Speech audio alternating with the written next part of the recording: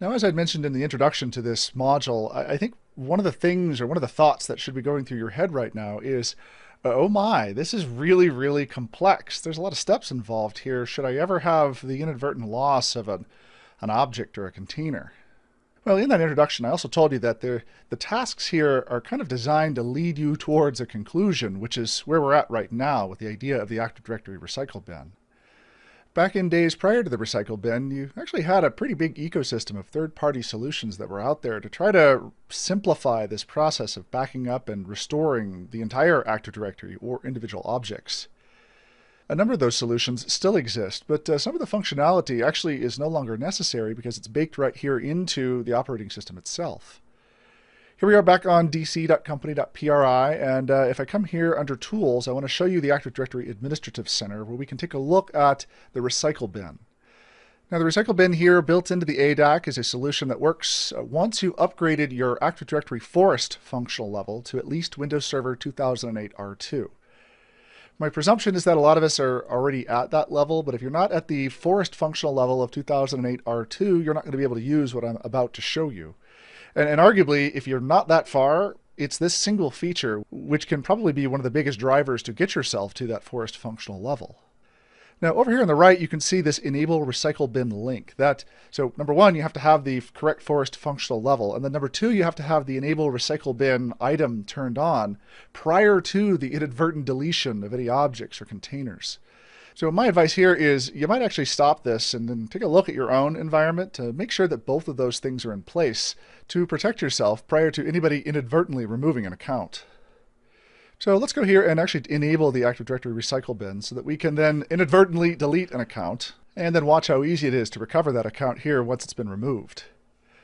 Let me now refresh the ADAC by just closing it down and reopening it back up so we can take a look then at the new functionality we'll be able to work with.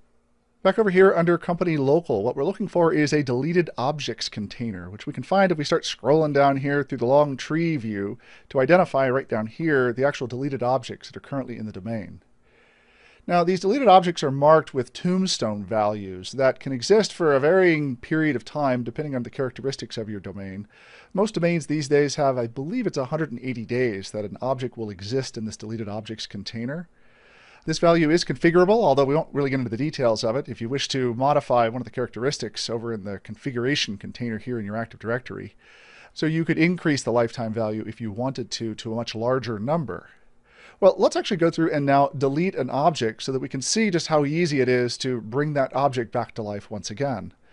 I'll come back here to our Company Local, and then what I want to do is let's find that same user, that same Jason Helmick user whose poor account just keeps getting removed. If I right-click over here to delete the Jason Helmick account, and then if I down here under the Test Computers for WSS OU attempt to delete the organizational unit, oh no, I have the same situation that I had before earlier on in this module. Now, as I've already said, the whole point behind this module is that those old mechanisms to restore Active Directory user accounts and organizational units were very challenging to use. Well, thankfully here with the recycle bin, all we need to do in order to recover something is to locate it here in the deleted objects container, right-click it, and restore it, and we're done. Wow, isn't that quite a bit easier? I can do the same thing for the container as well. There's the container, and I can restore it as well, or restore it to probably a different location. So that actually, again, really simplifies the process of resurrecting those accounts that are inadvertently or maliciously deleted. The long and short here is make use of this Active Directory recycle bin because you'll find yourself greatly appreciating it should someone accidentally right-click and hit delete. Now, just for completeness, just for the exam itself, the only thing I really want to show you here is there's one command over here that you may use if you prefer to use PowerShell to actually enable the recycle bin feature, and that is enable AD optional feature, which if I run the help on, I can show you that this actually is a command that you can use for enabling the variety of different Active Directory optional features that are out there. But for most people, the use of this command is done most often for actually enabling the recycle bin right here. In fact, it's the first example in the list of those available.